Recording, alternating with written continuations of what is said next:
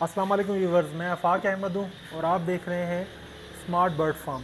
Viewers, बहुत time के बाद वीडियो बना रहा हूँ। कुछ मामलात में उलझा हुआ था और वैसे भी आपको पता है इस वक्त मानसून चल रहा है कराची में, और लोग जो फार्मर हैं वो वैसे ही बारिश की वजह से ही काफ़ी डिस्टर्ब हैं। और एक दूसरा मसला जो कॉमन जो सबके लिए इस वक्त बना हुआ है, इसके ऊपर मैंने वीडियोस भी देखी काफ़ी सारे यूट्यूबर्स की, और मतलब अपना मुश्ताक भाई की देखी, मुश्ताक खटक की, और जाल वाले जो हैं अपना अखलाक भाई उनकी देखी, और काशिफ साहब हैं उनकी देखी। तो व्यूअर्स, ये जो परिंदों के रेटों का मामला हो रहा है, ये एक वीडियो मैं इसके लिए बनाना चाह रहा था क्योंकि मैं भी तकरीबन कुछ सालों से इस काम के साथ रिलेटेड हूँ और वैसे भी कुछ कारोबार है मेरा, तो मैं समझता हूँ इस चीज़ को। तो मैं कोशिश करूँगा कि आप लोगों को समझा सकूँ। इसमें मैं इंशाल्लाह 2 हिस्सों में ये वीडियो बनाऊंगा, और पहले हिस्सों में जो है मसाइल, और अगले हिस्से में कोशिश करूंगा इसका सलूशन और जो मैं बेहतर समझता हूं मैं वो आपको बतला सकूं।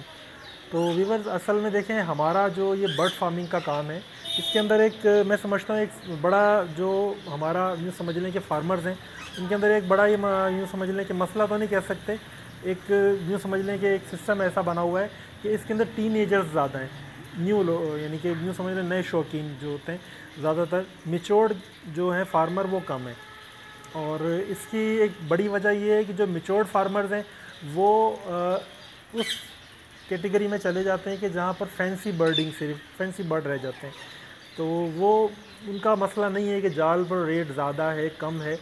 जो नए फार्मर्स आते हैं मेरे जैसे या मुझसे कम, यूँ समझ लें कि एज के हिसाब से भी कम जो होते हैं, उनके लिए ये प्रॉब्लम होती है कि परिंदों को बेचना और इसका बड़ा मुश्किल हो जाता है। जैसे अब आजकल दिन ऐसे चल रहे हैं कि इस वक्त रेट बहुत ख़राब हुए हैं। बजरी जैसा जो परिंदा है वो इस वक्त 250 रुपये 300 रुपये में सेल हो रहा है।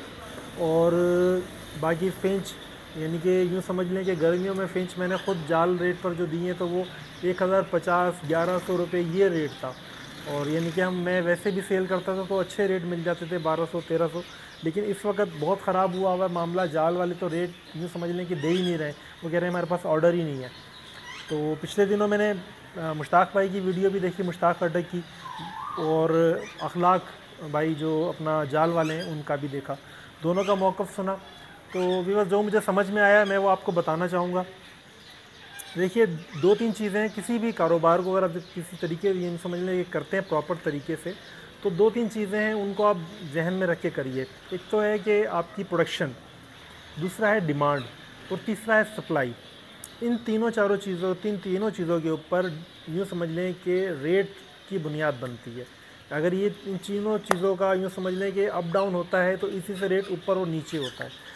सपोज़ एक बहुत टाइम से बात मैं सुनता आ रहा हूँ कि फिंचेस का रेट बहुत ख़राब हुआ था एक वक्त में, 35-40 रुपये पे आ गई थी।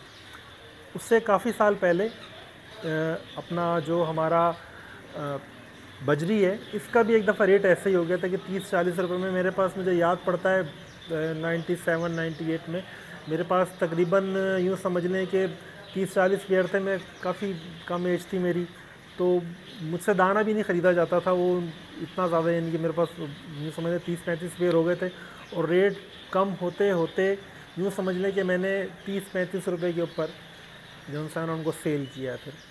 तो ये एक मसला आता है, पहले भी हुआ है। अब इसका रीज़न क्या है, मैं कुछ जो मैं समझाऊँ वो मैं आपको बताने की कोशिश करूँगा।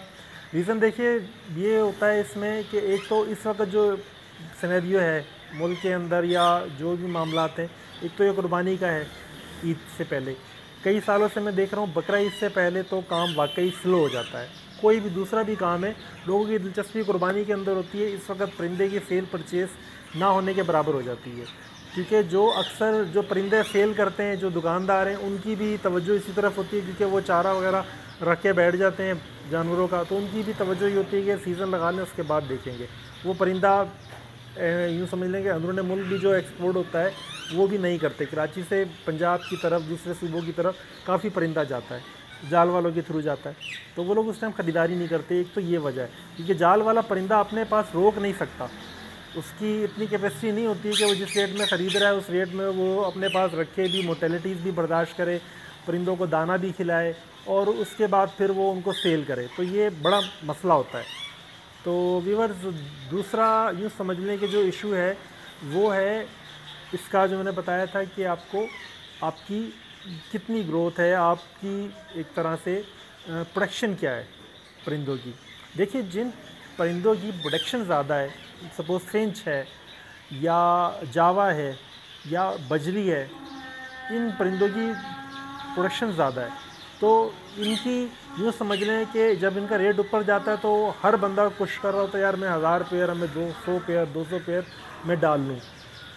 तो वो मार्केट के अंदर इनकी जब तादाद बढ़ जाती है प्रोडक्शन की वजह से, तो इसका रेट नीचे हो जाता है।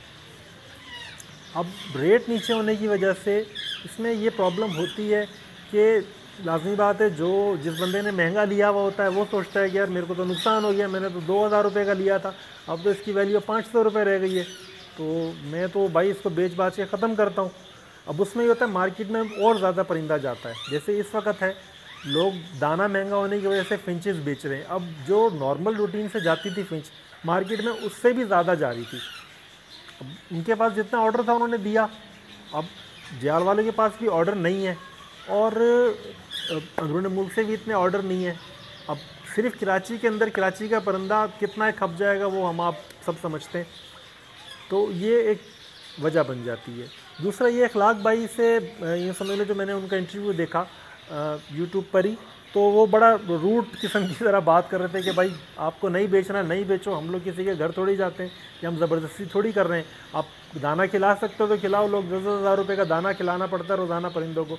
बहुत सारे फार्मर ऐसे हैं, भाई रोक सकते हैं तो रोक लें। अब एक बात देखें, उनकी भी ठीक है, क्योंकि वो जाल पर बैठ कर परिंदा ख़रीद रहे हैं, अब वो उन्होंने आगे एक्सपोर्ट करना है, तो उसमें बात ये होती है कि वो उनको जब उसमें 2 पैसे बचेंगे तो वो ख़रीदेंगे, और नहीं बचेंगे तो वो भी नहीं लेंगे। और हमें फ़ायदा ये हो जाता है, जो जाल पर परिंदा जाता है वो बैरून मुल्क भी एक्सपोर्ट होता है, तो बहुत सारा हमारा परिंदा पाकिस्तान के बाहर चला जाता है, जिसकी वजह से पाकिस्तान में उसकी जो एक तरह से प्रोडक्शन है वो मेंटेन रहती है। कई दफ़ा ऐसा भी होता है, मैं एक सैयद सऊद साहब हैं, उनकी मैं एक वीडियो देख रहा था, तो उन्होंने बताया कि जावा अभी यानी कि साल 2 साल पहले की बात हो, कहते हैं कि जावा के ऑर्डर्स थे लेकिन ऑर्डर्स कैंसिल कर रहे थे। जो यहाँ से एक्सपोर्ट करते हैं वो लोग ऑर्डर कैंसिल कर रहे थे क्योंकि जावा यहाँ लगा हुआ नहीं था। उन्होंने वो इंटरनेशनल जो मार्केट है उससे उनका कुछ टच है, वो जानते हैं, जो लोग वहाँ से परचेज़ पाकिस्तान से परचेसिंग करते हैं उन लोगों के बारे में कुछ मालूमात है। तो उन्होंने बताया कि वहाँ से ऑर्डर्स हैं इंपोर्ट करने वालों के, लेकिन यहाँ से एक्सपोर्टर जो सा है वो मना कर रहा है कि भाई हमारे पास है ही नहीं, यहाँ पे लगा हुआ नहीं था। उन्होंने उस टाइम यूँ समझ लो जावा डाल लिया। अब होता ये है कि जब उसकी प्रोडक्शन पे आप जाते हैं तो फिर वो ऑर्डर लेना शुरू करते हैं एक्सपोर्टर के, हाँ भाई हमें यहाँ से इतना परिंदा मिलने लगे, क्योंकि जो एक्सपोर्ट के ऑर्डर होते हैं वो परिंदे के एक्सपोर्ट के ऑर्डर उस तरह के नहीं होते कि जी आपको एक दफ़ा में देना, वो मंथली या वीकली वो आपसे परिंदे मांगते हैं। वो कहते हैं जी हमें 500 पेयर हफ्ते का चाहिए, 500 पेयर हमें महीने का चाहिए, 500 इसका चाहिए, 500 इसका चाहिए, 500 इसका चाहिए, इस तरीके से वो चलते हैं। ठीक है, तो ये थोड़ा सा यूँ समझ लें कि ये इसको भी यूँ समझ लें मेंटेन रखें थोड़ा सा, कि आपको वो खुद भी सही 100 भी कह रहे थे कि आप कम से कम अगर यूँ समझ लें आपके पास 200 पेयर की कैपेसिटी है तो आप 50-50 पेयर मुख्तलिफ आइटम डालें, उसमें फिंच भी डालें, आप जावा भी डालें, आप बजरी डाल लें, आप डव डाल लें, आप इस तरीके से 4 जो आपको सूट करता है आपकी जगह के एतबार से, आपके फार्म के एतबार से, अब वो 4 वैरायटी डालें। और उसमें होता है जिस परिंदे का रेट अगर नीचे जा रहा है अब उस परिंदे की प्रोडक्शन कम कर दें। आपके पास 50 पेयर थे, आप उसको 20 पर ले आएँ, ताकि आपको दाना भारी ना पड़े, वो कम से कम अपना ख़र्चा पूरा करता रहे। जब ये दोबारा से इसकी मार्केट में डिमांड आती है तो आपको फिर लगाने में टाइम नहीं लगेगा, आपको नए परिंदे नहीं ख़रीदने पड़ेंगे, आपके पास सेट परिंदे होंगे। आप फौरी तौर पर यूँ समझ लें कि आप जहाँ 1 साल के अंदर आप पूरा कॉलोनी का सेटअप बनाएंगे, अपने परिंदों का सेटअप बनाएंगे 100-150 पेयर का, आप 6 महीने में 4 महीने में बना लेंगे, अगर आपके पास अपनी बीट चल रही होगी। क्योंकि अगर लोग जो पुराने फार्मर हैं अगर इस चीज़ को जानते हैं, याद रखते हैं, तो मैं समझता हूँ वो जो भी एक वक्त गुजरा था कि जब फिंच का रेट नीचे आया था, यानी कि यूँ समझ लें वाइट चिक का, मैं मुझे अच्छी तरह याद है कि मेरे एक दोस्त हैं, उनको 4-5 लाख रुपए का ऐसा लॉस हुआ था कि वो कर्ज़ा लेकर उन्होंने ख़रीदा परिंदा, बाद में वो ख़रीद बंद हो गई। वो खैर एक अलहदा मामला है कि वो उसके पीछे गेम क्या थी। बहरहाल ये है कि यूँ समझ लें कि ऊपर गया, परिंदे का रेट इतना ऊपर गया कि बहुत ज़्यादा हो गया, और नीचे फिर जब वो यूँ समझ लें कि आया है तो 30-40 रुपये पे आई, क्योंकि जाल वालों ने ख़रीदना छोड़ दिया। इस रेट में कोई भी नहीं, अब जिसने 12,000 का लिया वो तो 8,000 में देने को तैयार नहीं था।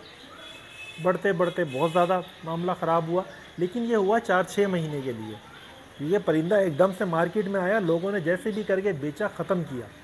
उसके बाद फिर वो मेंटेन होना शुरू हो गया, कॉमन फिंच एक कॉमन उसके ऊपर आना शुरू हो गया, ब्लैक चिक, वाइट चिक सब कॉमन में आ गया। ये तो होता है कि जो भी एक नई म्यूटेशन आती है उसका रेट ज़्यादा होता है, फिर आहिस्ता आहिस्ता वो कॉमन में आना शुरू हो जाता है। जैसे बजरी में बहुत सारी म्यूटेशंस आई और लोगों ने देखा, यानी कि फैलो आया, क्रिस्टिड आया, स्पेंगल आया, अब ये होगरोम आया कुछ टाइम पहले, तो बहुत ऑपरेट में थे, आहिस्ता आहिस्ता फिर वो कॉमन में आना शुरू हो जाता है। तो ये मामला तो है। तो व्यूअर्स, ये एक जो यूँ समझ लें कि मसला है कि हमें परिंदों को मुख्तलिफ़ वैरायटी में डालना चाहिए, और यूँ समझ लें कि ये 1-2 महीने जो हैं इसमें तो हमें ये सोच लेना चाहिए कि ये जो बकरा ईद से पहले का जो टाइम है इसके अंदर तो रेट नीचे जाता है, तो आप इससे पहले सेल कर दें या मुहर्रम के बाद सेल पर जाएं, तो इंशाल्लाह ये मसला नहीं होगा।